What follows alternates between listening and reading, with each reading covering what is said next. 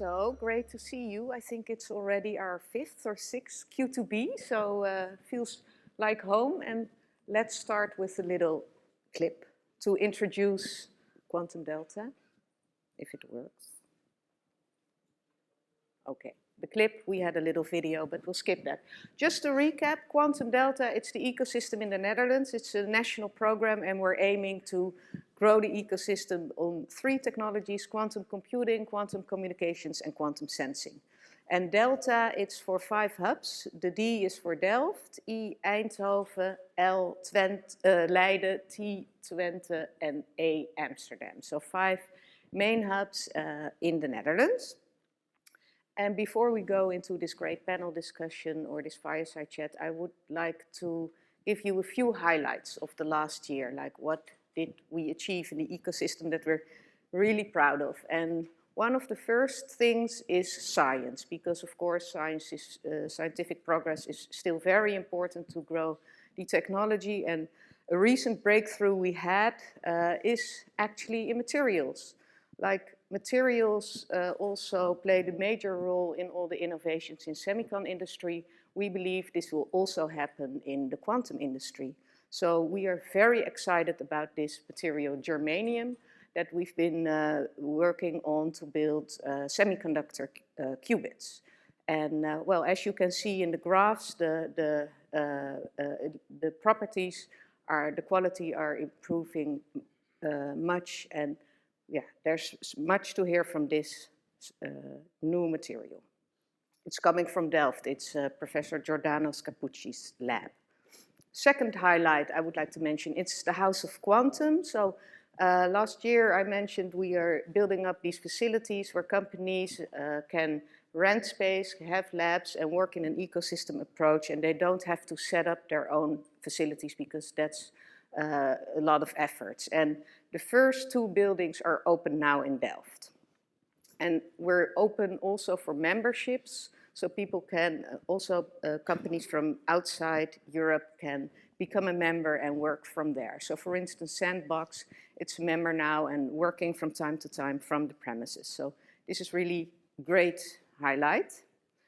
Third highlight, I think, talent. So we are very proud to attract talent to our ecosystem, and probably, or perhaps you've known that Chad Ragetti has joined our team. He's part of the Quantum Delta NL participation. So that's our venture fund. He's a venture partner there. On the right side, you see Professor Philippe Bouillet. He's a French professor from Bordeaux. He joined our ecosystem and is now our Director of Science and Technology. And he's, he also started a company in quantum sensing, so he has a really big name in that field. And what I personally find very interesting, he also conducts experiments on the collapse of the wave functions, gravity-induced collapse of the wave function, and he works together with Roger Penrose on that. So that's very interesting. And in the middle, Krista Hoyer, she's our new chairman of the board. She's an interim chairman, and she works at TNO, which is our national lab. Okay, another highlight is international partnerships, because of course Netherlands is very small, and from the start we have been reaching out to all countries inside Europe but also outside to work together. And last year we had a visit of President Macron. As you see on this picture, he visited Amsterdam, the lab of Florian Schreck, and we signed an agreement to start a trilateral program, which is extremely interesting, together with France and Germany and the Netherlands. And that's special because it's not always easy to work together in that setting. And the call for proposals is now open for projects. And this is the 5th highlight, so there's a mistake in the number, and that's of course business. There's a lot of companies coming out of our ecosystem. They're growing fast. Here you see the logos. Orange Quantum Systems, that's Adriaan Rol, he's here. He will talk about that. And Matthijs Rijlaarsdam from Quantware. And a lot is going on there. And I would like to go into depth on that. And with you guys, because you know much more about that. And this is sort of fun to show that we've gone a long way, right? We're here, I think, 2 years ago. So that's... I think that photo is at Q2B 2 years ago. Yeah. Okay. Yeah, so we were a bit younger there. And then this, the second picture is? That's last week in Helsinki. Okay, so I think not bad. Quite a few adventures. Yeah. Quite a few adventures. Yeah, let's talk about that. Maybe you, Matthijs. Can you tell me something about your company and your journey of the last years? Right. So my name is Matthijs Heijerstam. I'm co-founder and CEO of Quantware. We're a company that makes superconducting quantum processors, and we supply these. So we sell those to our customers, and we enable them to create large-scale quantum computers. And the idea behind that is that we think that building large-scale utility-scale quantum computers is a very important problem to work on, but it's also a very hard problem that requires a lot of engineering. And so we've really taken an approach where we want to specialize on this particular part of the stack, and we want to solve the scaling bottlenecks that are there. And then this business model, we think, long-term supports that, as it does in semicon. So that was, I think, well, about 2.5 years ago that we started. Now we're about 50 people. We have customers in all over the world, 4 different continents, built a lot of, I think, quite large-scale systems, and made a lot of progress, released ever-increasing processors, and I think we'll be able to keep that up for the next couple of years. That's fantastic. Great. And before we talk a bit more about this full stack or component approach, maybe over to you, Adriaan. Yeah, thank you. So we've also chosen a specialized approach. We're Orange Quantum Systems. My name is Adriaan Rol. And what we do is we started actually our company after we built the Quantum Inspire, which is Europe's first quantum computer in the cloud. And when we started our company, we found it very important to be working directly with customers and solving an immediate need. And the problem that we felt equipped to deal with, given a background in tuning up qubits and doing system integration, was not building quantum computers, but testing qubits. And the reason is that we believe it to be one of the biggest bottlenecks in developing better quantum chips with better quality qubits and more of them. And because it's such an important bottleneck, we could start immediately with customers. Matthijs is also one of my customers. But we're also serving customers worldwide, ranging from academic groups, where we started with, to also even leading quantum computing companies, where we then built these full stack systems, but not for computing, but for testing the quantum chips. Okay, so I would say that maybe some core element of our Dutch approach is that we have this ecosystem with various players in the supply chain, and they are not necessarily covering the entire stack, but taking up parts, and there's a lot of collaboration. Can you maybe talk a bit about that? How does it work? What are the benefits? Yeah, so I think actually Adriaan's a great example of this. So like I mentioned, we make quantum chips, and I completely agree with Adriaan that one of the key bottlenecks there is being able to test those. So if you make a quantum chip, you can do some things, like optically, like check them out if there's not a hole in your chip or something.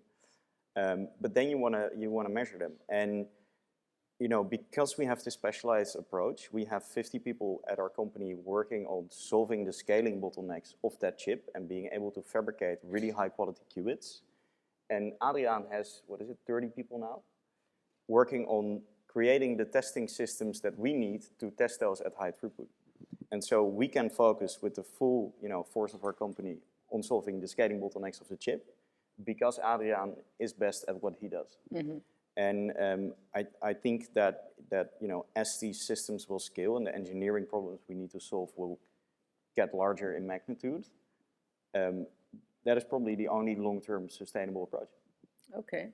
And is it sort of an exclusive way of working, or is it open? Yeah, so absolutely not. So I think one of the key reasons to go for this value chain-based approach, as opposed to monolithic integration, part of that has to do with being able to specialize and not having to do everything yourself. But the other one is that you eliminate this weakest link risk. And when we started our company, our very first customers were very interested in us basically automating experiments. We started in the R&D market because that's where the customers were, and we could start with something very simple. But one of the things our customers had is that they're working with control electronics from many different manufacturers. So the first thing we had to do was make our tooling compatible with all these different providers. And that also means that for us to build these systems, we simply cannot afford, from a business perspective, be locked in to one supplier, because then you have, well, a big supply chain risk, and you should just be in one company. So working internationally and collaborating internationally is really deep in our DNA. Mm-hmm. Okay, and maybe to go a bit more on that international link, because you have partners, customers. What is your ambition in that field? So I mean, the ambition of Quantware is to be the world-leading supplier of quantum hardware, quantum processors. So naturally, we want to do that worldwide, not just in the Netherlands or not just in Europe. I think, second to that, what is essential, and you mentioned it in your slides, it's not just from a business perspective, but also from a talent perspective, this international collaboration. I mean, this is obviously very much an international industry, and we got a little bit lucky in the sense that we spin out from the TU Delft, which is arguably one of the leading institutes, and it's quite big, so there's a lot of talent there that, especially in the early phase, really was a good place to be in terms of talent, and it still is. But now that the companies are getting a little bit bigger, obviously we need to cast our net wider. Yeah. And I think there, for that, international collaboration is absolutely essential. Maybe it's also interesting to mention, so a lot of these spin-offs came out of TU Delft, indeed, and now we're at the stage that the business community at large is much bigger already than the number of researchers and academics in Q-Tech. So this was a sort of a champagne moment when we outgrew the... Took us 3 years, I think. Yeah. Yeah, I think it's rather extraordinary that we started, most of us 3 years ago, some 4 years. But really in the last 3 years, we went from literally all fitting in one corridor in the university building to moving to our own building, not fitting anymore, and being larger than the institute we grew out of, which is about 300 people in total. And most of that also in a very different funding climate than what you have here in the US. Yeah, I think that's a really important point, that because everyone is specialized, the individual companies are, well, getting bigger, but still relatively small. But if you add them all together, let's say if you add, the various components of a full stack, it is one of the bigger, entities in terms of a number of people. So it shows that there's actually a lot of, momentum behind this approach. Yeah. Yeah, it's like if you add all the people in this house of quantum and buildings, and you would say this is one company, then you would have a very big company. But it's a deliberate decision not to go that route. And Exactly. Maybe it's also a bit in the Dutch DNA. Yeah, I definitely think so. So one company that we look at for inspiration in particular is ASML. ASML is known as the largest tech company you've never heard of, although that's a bit outdated by now. I think most people know it. But they are a system integrator that tackles one of the key bottlenecks in the semiconductor industry. And we envision to be capturing one of the key bottlenecks in the quantum semiconductor industry that will emerge. But the thing is, such an approach only works if you have the world's best customers and the world's best supply chain. So the Netherlands is a small country, but it's also a very internationally trading country. And I think that's really crucial to what we're doing. So talking a bit about this supply chain, what are, in your view, the key components or elements or the most critical factors? Well, I think the first thing is to make a distinction between a value chain and a supply chain. So I think the best way to look at it is to think about the value chain, where the value chain is basically from starting with raw materials to end user value, which this conference is very much about, and looking at what are all the places where significant value is added. And this typically happens around hard problems to solve. So this is why we picked one hard problem. I think Matthijs picked one problem. There's a few more out there. And then each of these hard problems has its own vertical with its own full supply chain behind it. And I think the beauty of that approach is that, let's say one of us does not work out, then you're still resilient against that. So it's also, if we're looking at sort of what's the stage the quantum industry is in, today I don't know if it's going to be superconducting qubits, spin qubits, trapped ions, whatever. So it's too early to go full focus, one approach, this is the winner, let's go for it. And this value chain-based approach is intrinsically more resilient against this unknown which we're in the market currently. Yeah, I agree with Adriaan for a large part, except for the superconducting part, of course. I think that's a safe bet. I think that from our perspective, I think we agree on the same thing, but from a different perspective, in the sense that we want to work with the best chip testing suppliers or the best control hardware suppliers. Some of our closest partners are here. I think because we are not also trying to make our own cables or also trying to make our own control hardware, we can really pick and choose. And as we grow and go along, because we're building this ecosystem of compatible technologies, we'll be able to build a position where we always have, the best partners and the best customers and the best components.